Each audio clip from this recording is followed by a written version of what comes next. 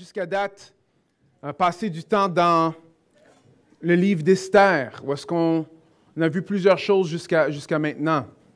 Dans le livre d'Esther, on voit un peuple qui fait partie d'un autre peuple en ce moment. Ils font partie des Perses et ça ne va pas très, très bien pour eux en ce moment, jusqu'à ce qu'on les rendu dans l'histoire.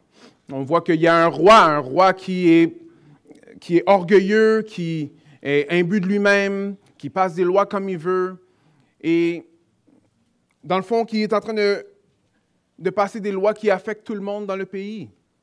Ceux qui sont affectés sont non seulement les Israélites, mais toutes les filles, toutes les jeunes filles du pays sont affectées. Pourquoi? Parce qu'ils demandent que toutes les plus belles filles du pays viennent et qu'ils fassent partie de son harem. Le roi Xerxès, un vrai roi qui a vraiment existé dans le temps des Perses, est en train de faire ravage. Aussi puissant qu'il est, on voit que c'est un roi qui n'a pas vraiment une grosse colonne vertébrale. Pourquoi? Parce que le monde autour de lui lui joue des tours. Alors, il n'est pas vraiment une marionnette en tant que tel, mais presque. Tous ses conseillers lui donnent des conseils qui font leur affaire. Et lui, il dit « OK, sans problème ». Ça nous fait penser peut-être à Jézabel. Jézabel, c'est une femme qui avait marié un roi qui s'appelle Akab. Et que, dans le fond, c'est elle qui lui disait quoi faire. Plein de choses qui étaient vraiment affreuses. Même au point d'essayer de tuer des prophètes de Dieu et même aussi d'éliminer un monsieur qui s'appelle Naboth, qui avait une vigne.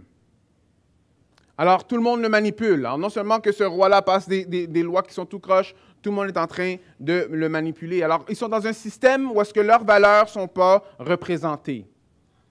Les Juifs sont dans un système où est-ce que leur valeur ne fait pas partie des lois du pays, de la façon de faire du pays.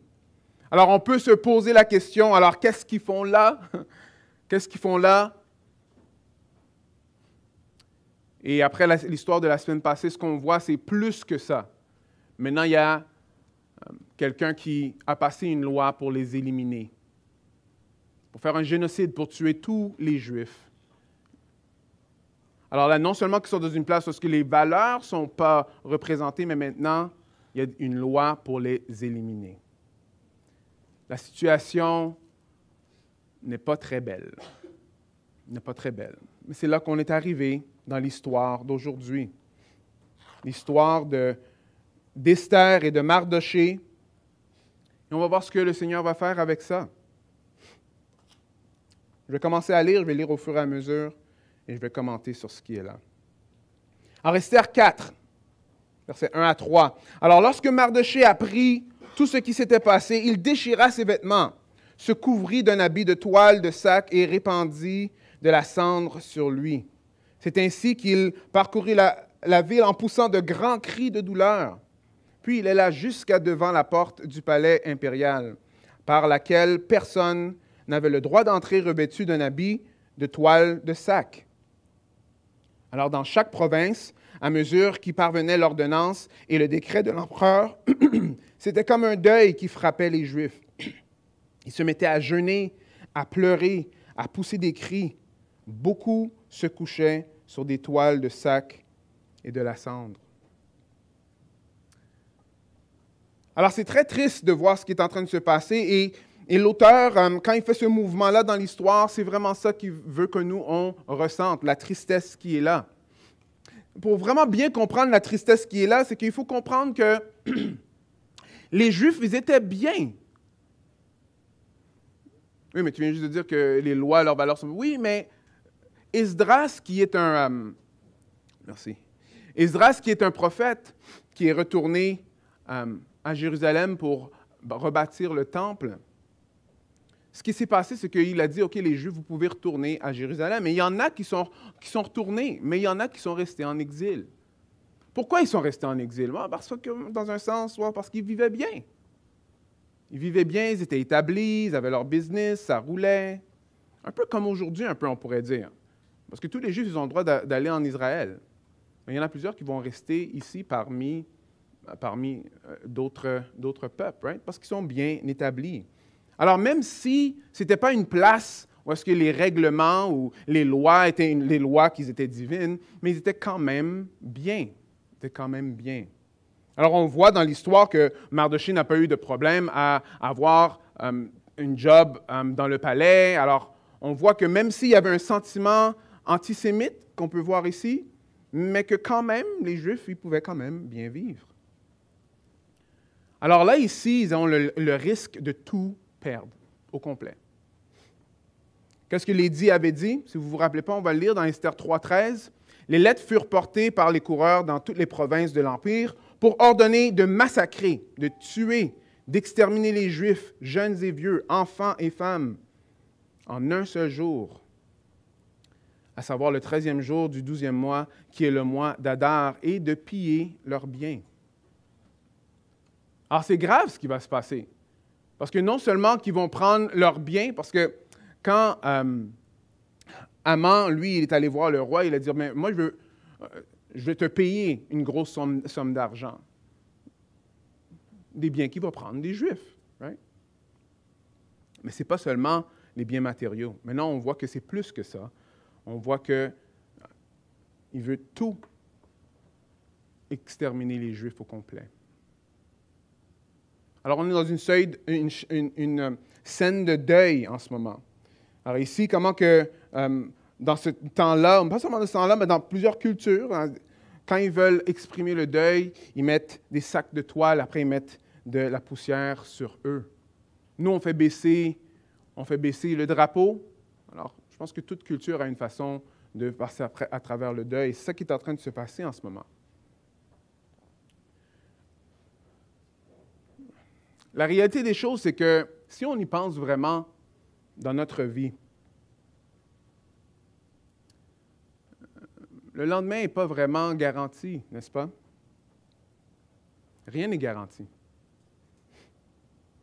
Et de la même façon qu'ils étaient dans un pays, ce n'était pas l'idéal, mais ils étaient quand même bien, au jour au lendemain, là, ils peuvent se faire éliminer. Mais si on y pense vraiment, tout grand malheur, c'est un peu comme ça que ça fonctionne. Le jour avant le malheur, tout est comme d'habitude, ou les journées avant. Je me rappelle avoir vu un film avec mes enfants sur le génocide du Rwanda, et c'est très frappant que juste avant que le génocide commence, le monde va travailler comme d'habitude, ils vont faire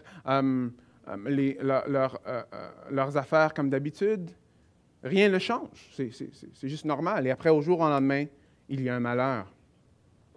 Ou le tsunami, je ne sais pas, le tsunami, il y a plusieurs tsunamis qui sont passés, mais juste avant le tsunami, ou la tornade, parce qu'il y a une tornade qui avait passé ici, right? Ou des inondations. Tu sais, le jour avant l'inondation, on ne pense pas à aller mettre plein de protections pour que ça n'inonde pas la maison, n'est-ce pas? Non, on ne sait pas que ça va arriver. Et ça arrive au jour au lendemain. Ou bien à ceux qui sont dans les marchés boursiers. Tu sais, il y a un lundi noir. Tu sais, on appelle ça le lundi noir parce qu'il y a comme 22% de baisse dans le Dow Jones au jour au lendemain. Le monde perd leur chemise comme ça.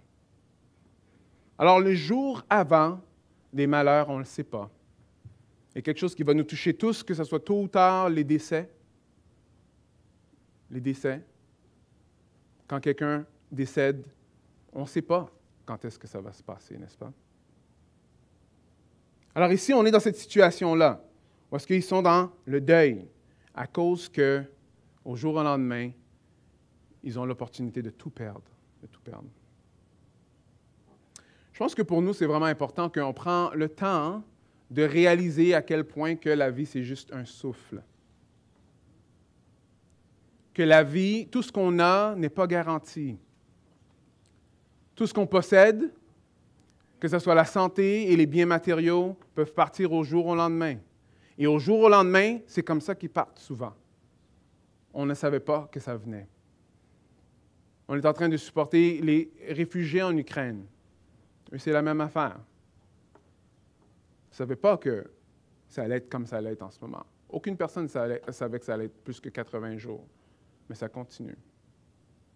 Alors, juste quelques textes dans Proverbe 27.1 va dire « Ne te vante pas de ce que tu feras demain, car tu ne sais pas même ce qui arrivera aujourd'hui. C'est quelque chose. Et maintenant, écoutez-moi dans Jacques. Vous qui dites aujourd'hui ou demain, nous irons dans telle ville et nous y passerons une année, nous y ferons des affaires et nous gagnerons de l'argent. Savez-vous ce que demain vous réserve? Qu'est-ce que votre vie? Une brume légère, visible quelques instants et qui se dissipe bien vite. Voici ce que vous devriez dire. Alors le Seigneur, si le Seigneur le veut, right? Nous vivrons et nous ferons ceci ou cela. Alors l'histoire nous montre, un jour Vasti est reine, l'autre jour après elle est plus reine. Right? Un jour, Esther est dans le fond une orpheline que son cousin l'a pris comme sa fille, mais quand même, et le lendemain, elle est reine. Mardochée, un jour, il est en train de sauver le roi, et l'autre jour, là, il est en sac de cendres, en train de crier. Il est important que nous, on prenne le temps de penser à la futilité de notre vie. Le plus qu'on réalise que les choses qu'on a ne nous sont pas garanties, le plus facile que ça va être de les laisser partir. Le plus qu'on comprend que les choses qu'on a viennent et qui partent, ce sera beaucoup plus facile. Non, je ne dis pas ce sera facile. Ce sera plus facile de laisser partir quand c'est le temps. Est-ce que Dieu veut qu'on ait rien? Non, ce n'est pas vrai. Dieu est correct qu'on a des choses. Mais que ces choses-là, on s'attache à ces choses-là. Que ces choses-là deviennent la raison pourquoi on vit. Ça, c'est un problème. Alors, on continue dans l'histoire. Alors, qu'est-ce qui se passe? On voit que Mardochée est en deuil. Il est en deuil publiquement et il pousse des cris. Il pousse des cris. Il est en train de réaliser que, wow, écoute, dans environ 11 mois, là, tous les Juifs vont être éliminés. Alors, voici ce qui est écrit maintenant, verset 4. Alors, les servantes d'Esther et ses eunuques vinrent la mettre au courant, et l'impératrice en fut toute bouleversée. Elle envoya des vêtements à Mardochée pour qu'il s'habille correctement et enlève l'habit de toile de sac qu'il portait. Mais il refusa. Alors Esther appela Hathach. L'un des eunuques de l'empereur avait mis à son service et le chargea de s'enquérir auprès de Mardochée de ce qui se passait, qui le poussait à agir ainsi. Hathach alla trouver Mardochée, qui se trouvait toujours sur la place publique devant la porte du palais impérial. Mardochée l'informa de tout ce qui s'était arrivé. Et il dit notamment quelle quantité d'argent Haman avait promis de verser dans les coffres de l'empereur pour qu'on le fasse périr, pour qu'il fasse périr tous les Juifs. Il lui remit aussi une copie du texte de l'édit d'extermination qui avait été publié dans Suse pour qu'il la montre à Esther, l'informe de la situation et lui communique l'ordre de se rendre à l'empereur afin d'implorer sa pitié et de lui supplier en faveur de son peuple. Alors Hathach revint et reporta à Esther les paroles de Mardochée. Alors, qu'est-ce qui se passe ici? On voit que Mardochée, lui, est allé à la porte du royaume. Right? Alors, on ne peut pas rentrer avec ce qu'il avait sur lui, les poches de sac, tu ne peux pas rentrer comme ça. Alors, quand Esther entend que c'est ça qui est en train de se passer, elle lui envoie du linge. « Habille-toi pour que tu puisses venir me voir. » Mais il le refuse. Et Esther ne comprend pas ce qui se passe. Mais pourquoi il agit comme ça? C'est quoi le problème? Alors, elle envoie Hathach pour aller lui parler. Après là, ce que Mardochée, lui, il fait, il décide de dire, OK, alors moi, je veux que Esther comprenne ce qui est en train de se passer. Je veux que tu lui montres l'édit qui a été écrit et donne-lui l'ordre que moi, je lui donne, parce qu'on sait que depuis le début, Mardochée, lui, il peut dire des ordres à Esther, et Esther, elle l'écoute toujours, right? D'aller voir l'empereur, afin qu'elle puisse faire quelque chose pour les Juifs. Il y a un tournant dans l'histoire ici. Mais il faut qu'on voit un peu ce qui est en train de se passer. Alors, on a vu que, bon, il y a, pas un privilège, mais une opportunité de tout perdre. Par contre, ici, dans ce texte qu'on vient juste de lire en ce moment, on peut voir qu'il y a vraiment des bienfaits d'avoir du privilège. Mardochée a fait quoi? Il est allé parler à la reine. C'est qui a accès à la reine? Qui aujourd'hui, maintenant, peut prendre son téléphone et appeler Justin Trudeau? Non? N'importe qui? Pas n'importe qui, n'est-ce pas? Oui, c'est ça. Alors, on voit que dans l'histoire, on voit déjà que, OK, attendez une minute, il y a une situation affreuse, une situation qui est très dangereuse. On ne sait même pas ce qui va se passer. Ils peuvent tout perdre, mais même dans ça, on voit que Dieu a déjà pourvu pour son plan. Est-ce que vous voyez? Pourquoi? Parce que Esther, elle, maintenant, elle est reine. Et parce qu'elle est reine, elle a accès au roi. Et si elle a accès au roi, peut-être qu'il y a quelque chose que lui, il peut faire. Est-ce que vous voyez un peu? Hein? Parce que Dieu va placer son peuple dans plusieurs places dans la société afin d'accomplir son plan. Alors, il y a une importance que Esther soit dans une situation privilégiée en ce moment. Parce que Dieu utilise son peuple dans plein de différentes places afin d'accomplir son œuvre. Il y a une façon de voir les choses des fois quand ça a à faire avec l'œuvre de Dieu qui est un problème. Des fois, on va penser que, bon, l'œuvre de Dieu se fait juste par les pasteurs et par les missionnaires. C'est ça l'œuvre de Dieu. Oui, ça fait partie de l'œuvre de Dieu, mais ce n'est pas entièrement seulement l'œuvre de Dieu. Le Seigneur utilise chacun de ses enfants pour accomplir son plan. Est-ce que vous me suivez? Alors, on va voir avec Néhémie. Néhémie, lui, qu'est-ce qu'il faisait, lui? Alors, c'est un livre dans la Bible. Néhémie, ce n'était pas un prêtre. Qu'est-ce qu'il faisait? Lui, il servait des boissons à l'empereur, le fils d'Exercès. On a d'autres personnes. On a Daniel. Daniel qui faisait partie de la cour du roi. Qu'est-ce qu'il a été fait? Nebuchadnezzar lui a dit que lui pouvait être gouverneur de toutes les provinces. Après, on a Joseph. Joseph qui était en prison, qui a été élevé comme le deuxième après Pharaon. Et si vous lisez moindrement ces histoires-là, vous allez voir que Dieu a utilisé ces personnes-là énormément, d'une façon puissante, afin que son œuvre puisse s'accomplir. N'est-ce pas? Alors, l'œuvre de Dieu s'accomplit pas seulement par le clergé, mais par tout enfant de Dieu. Est-ce que c'est possible que tu sois dans le palais, comme Esther, dans ta vie en ce moment? Est-ce que c'est possible que Dieu t'a placé où est-ce que tu es en ce moment afin d'accomplir son œuvre? Le travail que tu as, où est-ce que tu habites, les amis que tu as, l'influence que tu as, est-ce que Dieu t'a placé là, t'a donné ces aptitudes-là afin que lui, il puisse accomplir son œuvre? Parce que des fois, on va penser que, OK, quand je fais quelque chose pour Dieu, c'est parce que je fais un ministère dans l'Église, ou je vais faire quelque chose avec l'Église, ou je vais aller aider du monde dans l'Église, ou je vais faire quelque chose avec l'Église. Alors, c'est toujours Église, Église, Église qui est fondamental. Mais ce n'est pas tout. L'Église, c'est le peuple. Et où est-ce que vous êtes en ce moment? Dans ta classe d'école du dimanche, dans ta classe d'entraînement physique, là, du culturisme, je ne sais pas, là, quand tu vas au gym, quand tu vas marcher dans la rue.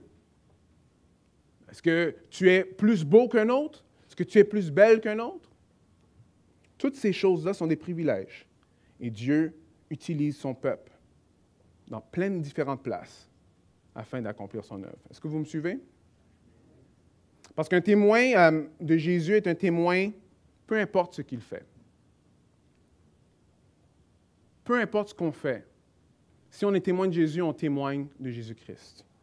Témoin de Jésus-Christ. Alors Dieu va utiliser les infirmières, il va utiliser les directeurs d'école, il va utiliser les professeurs, il va utiliser les avocats, il va utiliser les comptables, il va utiliser les boueurs, il va utiliser, je ne sais pas, pensez-y, toi dans ta classe d'école. Bon, je ne sais pas s'il utilise Siri, mais des fois, oui, il va utiliser Siri aussi. Mais pour faire avancer son œuvre. Alors, la question que je vais vous poser, c'est parce que ce qui va être intéressant dans l'histoire, c'est qu'il faut se poser une question. Alors, si tu réalises que, finalement, je suis dans le palais un peu comme Esther, dans le fond. J'ai des opportunités pour servir Dieu. J'ai des privilèges. Et Dieu peut m'utiliser pour faire ça. Mais une question que je vais vous poser, c'est ceci. Mais qu'est-ce que tu veux dans ton palais? Tu es là pour quelle raison? Est-ce que le travail est là juste simplement pour toi? Est-ce que le travail est là simplement pour t'épanouir? Est-ce que le travail est là simplement pour accomplir ton your duty, ton devoir en tant que papa? Est-ce que le travail est là parce que c'est là que je peux avoir des amis? Est-ce que toutes les places où Dieu nous a placés, est-ce que c'est juste fait juste pour nous? Vous voyez, parce qu'on va voir un peu que dans l'histoire, il y aura un peu de ça qui se passe. On va voir que des fois, on peut garder notre identité dans le palais. Et dans le fait, le palais, c'est ça qui est important, à la place de voir que le palais est là afin que Dieu puisse accomplir son œuvre. Est-ce que vous êtes toujours avec moi? Hein? Quelle raison pourquoi je travaille? Tu sais? Ou une question qu'on peut se poser, c'est comment Dieu peut se glorifier dans mon travail de tous les jours. Ça met les choses en perspective. Non seulement ça met les choses en perspective de bien travailler, right? Mais plus que ça, le travail que je fais, comment que je puisse l'utiliser afin que ça puisse avancer l'œuvre de Dieu. Hein? Pourquoi? Parce que Marc 8, 36 est très clair.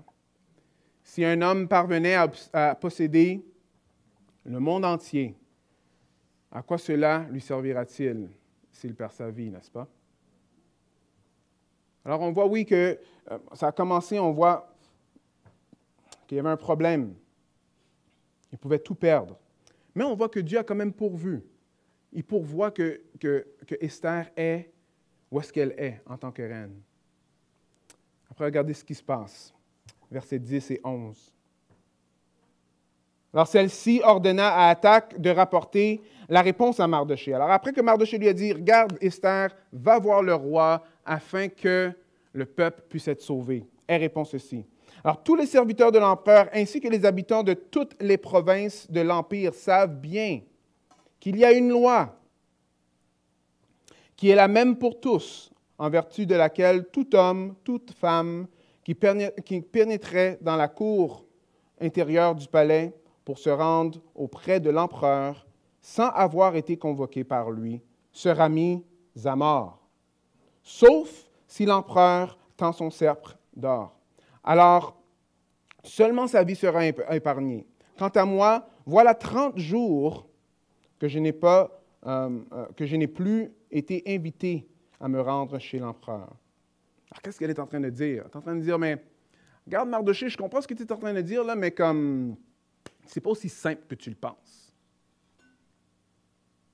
Oui, j'aimerais bien faire de quoi pour les Juifs, mais comme si je fais de quoi, je peux perdre ma vie. Je peux mourir. Tu te rappelles la loi là, qui est là? Que n'importe qui arrive sans être invité, qu'ils vont être mis à mort? Oh, c'est ça qui peut se passer. Et après, elle dit, en plus, ça fait 30 jours que le roi n'a pas demandé pour moi. Alors, je ne sais même pas si moi je suis capable d'aller voir le roi. Je ne sais même pas si j'ai toujours cette position-là, si j'ai toujours cette influence-là.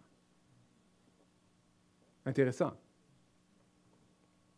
Pourquoi? Parce que ce qui arrive, c'est qu'il y a un risque qu'on peut perdre nos privilèges. Right? Et maintenant, Esther est dans la présence du Ouais, dans le royaume, elle est la reine, mais elle ne peut pas aller voir le roi comme elle veut. Et s'afficher en tant que juif, aller demander au roi de faire changement des choses, qu'est-ce qui arrive? Ah, elle pourrait perdre sa vie. Elle pourrait perdre sa vie. Alors, OK, qu'est-ce que ça veut dire, ça? Oui, c'est difficile. C'est difficile de faire la volonté de Dieu. C'est difficile de servir le Seigneur. Ce n'est pas toujours facile. Et des fois, il y aura des choses qui vont nous être demandées qui vont nous coûter très cher. Wow, au moins l'opportunité de nous coûter très cher. C'est ce qui est en train de se passer en ce moment. Alors, il y a une université chrétienne en Colombie-Britannique qui avait un programme pour faire des avocats. Et la Cour suprême a dit non, cette université-là, parce que c'est une université chrétienne et que vous avez certaines façons de voir les choses, on ne vous laisse pas, on vous enlève le droit de faire des avocats. Alors, il y en a qui étaient déjà là pendant des années et ils ont dit non, vous n'allez pas avoir ce droit-là. Alors, on voit qu'il y a des privilèges qu'on perd jour après jour ici dans notre société. Oui, c'est vrai, suivre Christ, ça veut dire essayer de suivre Christ, ça va nous coûter. Et souvent, ça peut nous coûter très cher. Ça peut nous coûter très cher.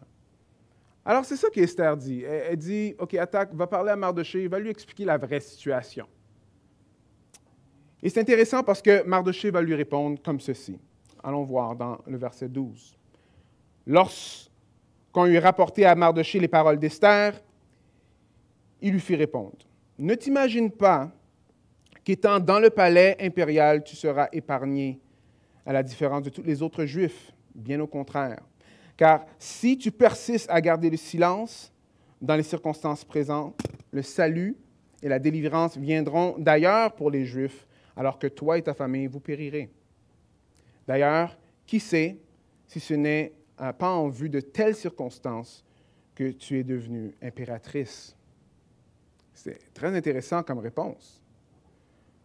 Ce que Mardoché est en train de dire, dans le fond, OK, j'aimerais que tu comprennes un peu la perspective, qu'est-ce qui est vraiment en train de se passer. Parce que toi, tu m'as répondu, voilà Mardoché, voilà ce qui se passe vraiment, voilà ce que moi je peux perdre vraiment. Et Mardoché est en train d'expliquer, OK, ce que tu penses que tu as, tu ne l'as pas vraiment. Parce que si tu ne dénonces pas, ce n'est pas parce que tu es une reine, tu es juive, toi aussi tu vas perdre la vie, comme chacun des autres juifs.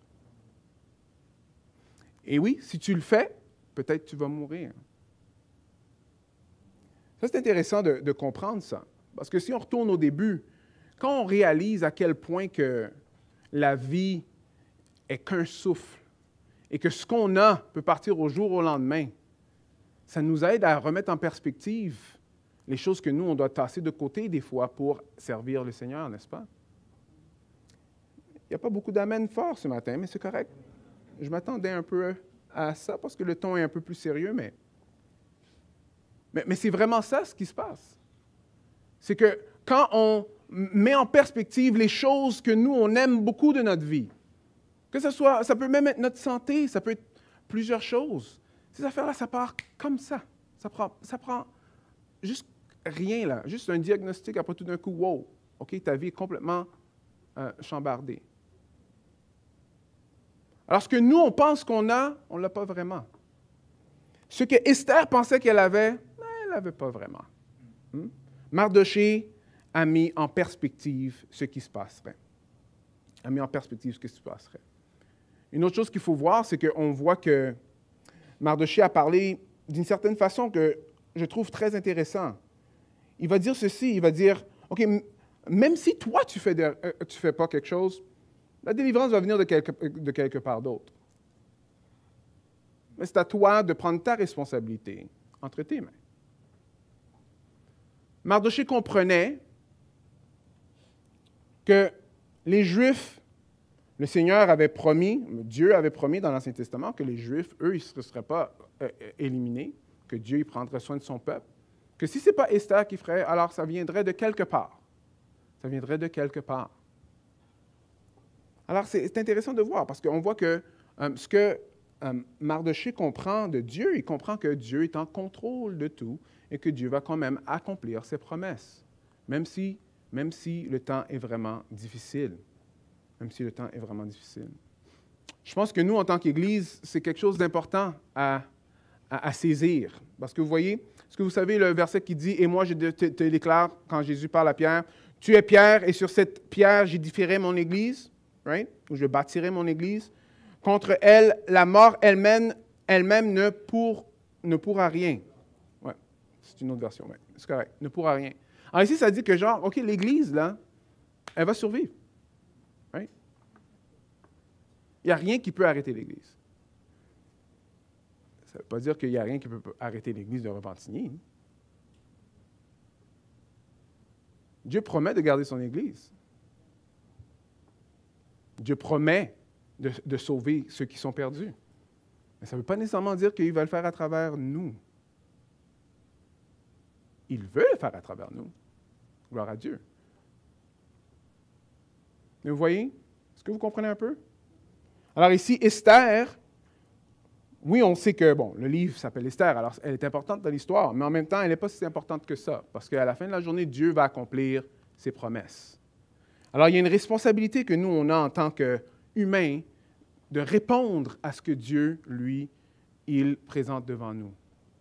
Et ici, Esther était à un point culminant. Est-ce que je vais suivre le Seigneur ou est-ce que je ne vais pas suivre le Seigneur? Est-ce que je vais sauver mon peuple ou je ne vais pas sauver mon peuple? Est-ce que je vais faire confiance à Dieu ou je vais juste faire à ma tête? Right? Verset 15. Alors, Esther fit porter cette réponse à Mardochée. Alors, une autre réponse, mais elle a changé un peu sa réponse. Après, elle va dire ceci. Va rassembler tous les Juifs qui se trouvent à Suse. Jeûnez pour moi, sans manger ni boire pendant 3 jours et 3 nuits. J'observerai de mon côté le même jeûne avec mes servantes. Ensuite, je me rendrai chez l'empereur, malgré la loi. Si je dois mourir, je mourrai. Mardochée partit et fit ce que Esther lui avait commandé. Alors, c'est intéressant de voir le shift, même dans le changement d'attitude d'Esther. Parce qu'avant, Esther, c'est elle qui prenait tous les commandements, elle faisait ce qu'elle lui a dit. Maintenant, c'est elle qui est en train de donner les ordres. Là. Elle dit, OK, rassemble, faites un jeûne, après je vais aller voir le roi. Je vais aller voir le roi. Si je dois mourir, je mourrai. Alors, ça c'est quelque chose. Alors, qu'est-ce que toi qu'est-ce que tu fais face dans ta vie à toi? Quelle situation dans ta vie à toi que Dieu, tu sais que Dieu est en train de t'appeler à faire quelque chose? Je ne sais pas c'est quoi. Mais pour X, Y, Z raison, tu es en train de voir ce que toi tu peux perdre à la place de faire confiance à Dieu. Right? Ici, très clairement, on voit que Dieu, lui, il nous dit que lui, il pourvoit, il prend soin d'eux et qu'on a intérêt de lui faire confiance, plus que Esther. Pas plus que Esther, mais plus que nous-mêmes. Right? Tim Keller va dire ceci, parce qu'il y a une petite attention, un petit avertissement que je pense qu'il est bon à garder en tête. Il va dire ceci, si ta motivation de faire de quoi pour Dieu est basée sur la culpabilité, tu sais? Alors, je veux que tu saches que ça va s'estomper. Cela ne prendra pas longtemps, car vivre comme Esther est en train de vivre est très difficile. Continue à dire ceci. La culpabilité vous donne un sentiment, peut-être la culpabilité va même vous donner un sentiment d'inspiration, mais le problème est que cela va s'estomper, car la culpabilité ne dure pas. Cela ne va pas vous changer vraiment. C'est intéressant qu'elle est en train de dire ça, parce que quand on entend un message comme ça, on voit ce qui est en train de se passer, tout ce qu'on a en tête, c'est que, bon, moi, OK, good, moi, il faut que je sois plus comme Esther, il faut que je fasse ci, il faut que je fasse ça, OK. Si à la base de ça, c'est parce que tu te sens coupable, parce que tu ne fais pas assez de choses pour Dieu, le sentiment de culpabilité ne va pas rester. Alors, ça va s'estomper. Vous me suivez? Alors, si on fait juste des choses parce qu'on se sent coupable, ça ne durera pas. Ça ne durera pas. Il y a quelqu'un, lui, qui a fait de quoi pour nous? Quelque chose qui ressemble un peu à ce que Esther est en train de faire pour son peuple. Quelqu'un qui a pas seulement dit que si je vais mourir, je vais mourir, mais qui est vraiment mort lui-même pour chacun d'entre nous. Et ça, c'est Christ. Comme on a vu plus tôt. Christ, lui, qui avait le privilège d'être au ciel avec son Dieu le Père. Il n'a pas gardé ce privilège-là, il l'a tassé de côté et s'est dépouillé lui-même en tant qu'humain. Il est venu, il est mort sur la croix afin de nous sauver. Si tu veux que tes actions que Dieu te montre durent, il ne faut pas que tu le fasses d'un sentiment de culpabilité, mais d'un sentiment de reconnaissance. La reconnaissance que Christ a tout payé pour toi. La reconnaissance que Christ est mort à ta place. La reconnaissance que si ce n'était pas pour Christ, tu n'aurais pas la vie. Ça remet en perspective les choses qu'on a et leur importance. Parce qu'il est vrai, on a un privilège en tant que chrétien, mais ce privilège-là est en Jésus. Jésus est venu nous sauver, pas parce qu'on était fin et beau. Si tu penses ça, c'est une erreur. Tu n'es probablement pas aussi fin et aussi beau que tu penses. Parce que quand on y pense vraiment, on peut voir à quel point qu'on ne mérite pas l'amour de Dieu. Qu'on ne mérite pas que Dieu, lui, vienne mourir à notre place. Tu te rappelles du péché que tu as fait il y a 10 minutes, hier, ce matin, cette semaine? Mais lui, il nous aime encore. Il nous offre son esprit. Il ne nous lâche pas. Il ne nous lâche pas. Alors, pour faire ce que Esther est en train de faire et que ça dure, on a besoin de le faire par reconnaissance de l'amour que Dieu nous a donné. J.D. Greer va dire ceci. Il ne faut pas mettre la charrue avant les bœufs. Okay? Vivre pour Jésus vient après avoir été sauvé par Jésus. Vivre pour Jésus vient après avoir été sauvé par Jésus. Pas le contraire. Ah, c'est pas que je vais faire des bonnes choses, là, pour être sauvé par Jésus. Non. Il faut que tu sois déjà sauvé par Christ. Il faut que tu reconnaisses et que tu dises, ah, merci Seigneur, sans toi, c'est impossible de vivre cette vie sans péché. Impossible.